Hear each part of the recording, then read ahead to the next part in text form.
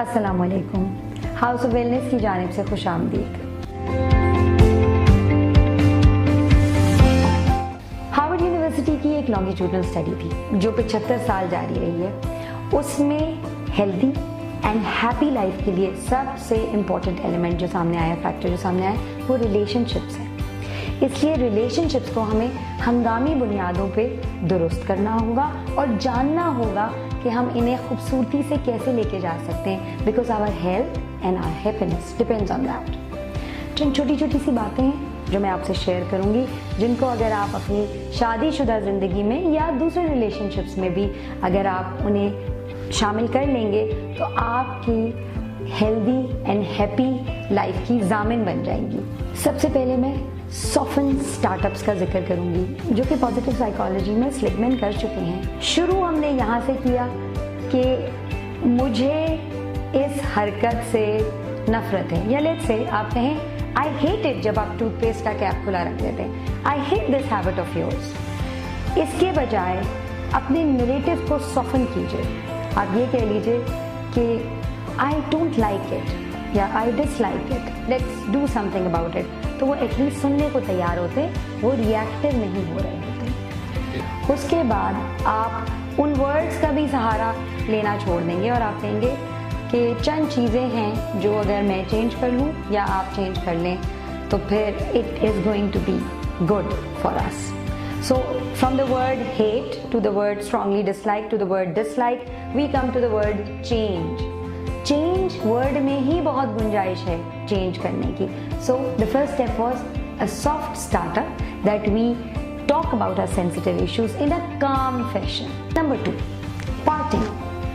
हम दिन में बहुत दफ़ा parting आती है when we go apart. जैसे कि अगर दोनों working हैं तो दोनों जा रहे हैं अपने ऑफिसेज में and they say good bye to each others, they are parting, या हस्बैंड जा रहे हैं ऑफिस तो गुड बाय, या आप सोने जा रहे हैं, it is a time of a social situation that is coming to an end, तो आप पार्ट करते हैं। पार्टिंग नोट्स को बहुत हेल्दी बनाइए, पार्टिंग नोट्स को बहुत ओरिजिनल बनाइए। मैं आपको ये पार्टिंग नोट्स दे सकती हूँ कि अल्लाह हाफिज़ एक पार्टिंग नोट है, शब बखैर पार्टिंग नोट है, गुड नाइट, स्वीट ड्रीम, सारे पार्टिंग नोट्स हैं। हमारे बच्चों का एक ख़ास पार्टिंग नोट है।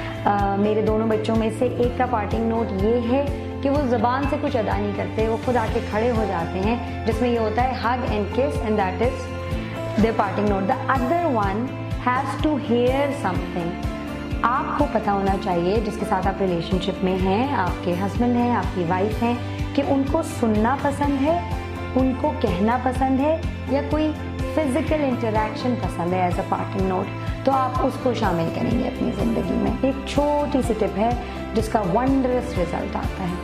Comparison can kill a relationship. Please do remember कि वी ऑल आर डिफरेंट, और अगर हम किसी एक शख्स में कोई और शख्स तलाश कर रहे हैं या उसका कोई फीचर तलाश कर रहे हैं, ना सिर्फ वो हमारे रिलेशनशिप को ख़त्म कर सकता है, ख़राब जगह पे पहुंचा सकता है, बल्कि हम उस शख्स की नई खूबसूरती देख नहीं पाएंगे। फिर we will be unable to look into something beautiful in the relationship and in the other person, and this will kill your relationship.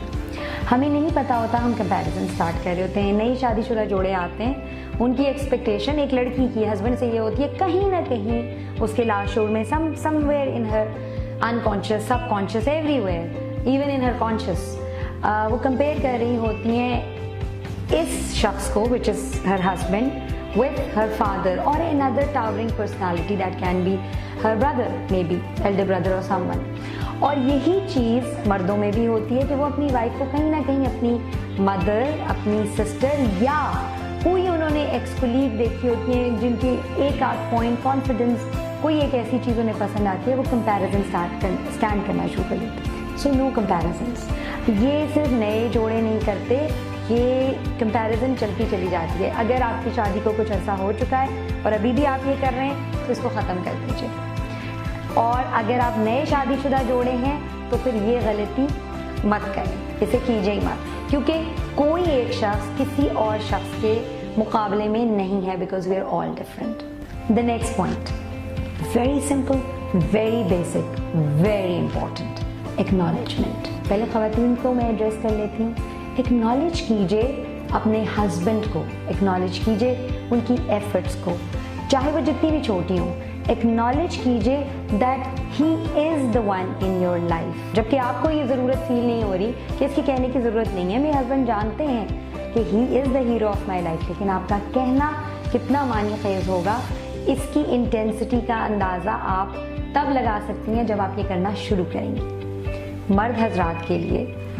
घर आके अगर आपकी वाइफ हाउस वाइफ हैं, आप एक चमचा भी उठा के यहाँ से वहाँ ना रखें, लेकिन सिर्फ ये कह दें I know the effort that you put in, या ये कह दें कि आप बहुत थकी हुई होंगी। सिर्फ ये कह देना ही बहुत ज़्यादा रिजुविलेटिंग होगा आपकी वाइफ के लिए। This will do wonders to the level of energy that she is left with when you come back home. छोटी छोटी एक्नॉलेजमेंट्स करना बहुत ज़रूरी है। अगर कोई एक पानी का ग्लास भी ला के दे रहा है तो आई कांटेक्ट मेंटेन करके, ये नहीं कि आप मोबाइल पे हैं और आप पानी का ग्लास ले रहे हैं, पी भी लिया, आपको पता भी नहीं है what the other person has done for you. इन चीज़ों को वर्बलाइज कीजिए डेली। अगर आपकी वालदा भी आपके लिए खाना पका रही है और आज भी आलू गोश्त है या बैंगन आलू है, एक्नॉलेज कीजिए, टेबल पे एक्नॉलेज कीजिए कि बहुत मज़े का है, thank you. At the end of the day अगर आप ये कह दें कि आप थक जाती होंगी, आप हमारे लिए खाना बनाती हैं, it will do wonders. The reaction of a good news और अ बैड न्यूज़ ये पता होना चाहिए। मैंने काफ़ी दफ़ा ये नोट किया है कि हस्बैंड्स आके ये कह रहे हैं मुझे कि मैंने उन्हें ये बताया और उनका कोई रिएक्शन ही नहीं था, और खातून कह रही है मैं खुश तो थी, मैं क्या करती, और मैं उछल पड़ती, मैं क्या करती।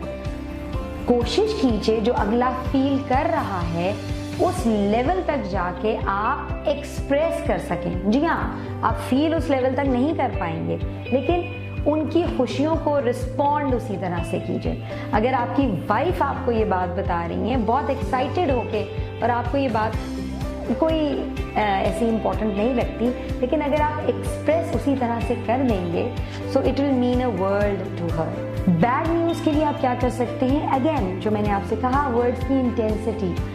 If it is so bad, तो आप उस वक्त सो बैड से ले जाके the words that your husband is using और योर वाइफ इज यूजिंग, उसको थोड़ा सा न्यूट्रल उसमें ले जाएं। हो सकता है दोनों हस्बैंड वाइफ में से किसी के पेरेंट्स की इलनेस की बात हो, जॉब की बात हो, कुछ भी हो सकता है इस तरह का। सो कोई भी इस तरह की ड्रास्टिक न्यूज़ हो, बुरी खबर के बुरे वर्ड्स को न्यूट्रल वर्ड्स में और न्यूट्रल वर्ड्स को कामर वर्ड्स में ले जाएं, और फिजिकली ये दिखा दीजिए दैट यू आर देयर। हमारे यहाँ कल्चरली जो मायूब समझा जाता है वो मायूब नहीं है, और जिसे मायूब नहीं कंसिडर किया जाता बेसिकली बहुत मायूब है। कभी हस्बैंड एंड वाइफ अगर फिजिकल अफेक्शन शो कर रहे हों तो समझा ये जाता है, इसको क्लियरली बेशर्मी टैग कर दिया जाता है। बच्चों के सामने लड़ने में कोई आर नहीं है, लेकिन हाँ अफेक्शन को शो करने में आर है। अफेक्शन एक ऐसी चीज है, अगर आप शो करेंगे उससे रिलेशनशिप मजबूत होगा, बच्चों को ये सिक्योरिटी आएगी, बड़ों को खुशियां फील होंगी, उसको आर समझा जाता है। और लड़ाई जो कि it leaves a bad taste in everybody's mouth, plus बच्चों को इनसिक्योर कर देता है, उसको सबके सामने ऊंची आवाज में बात कर देने को मायूब नहीं समझा जाता। तो जान लीजिए ये कल्चरली एक गलत चीज है और नफ्सियाती तौर पे एक अनहेल्दी बात है।